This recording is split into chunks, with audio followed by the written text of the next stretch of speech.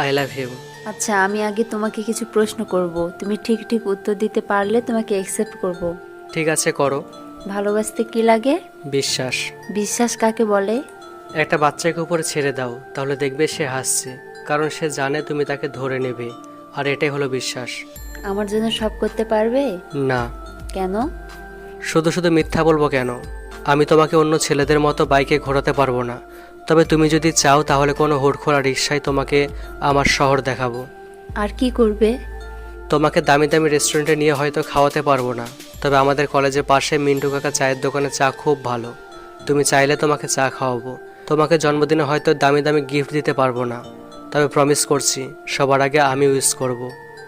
রাস্তা দিয়ে চলার পথে আমি যদি পড়ে যাই, উঠাবে? না, কেন? কারণ তার আগে তোমাকে ধরে নেব। পাগল একটা। ভালোবাসা তো সেটা, যেখানে কোনো মিথ্যা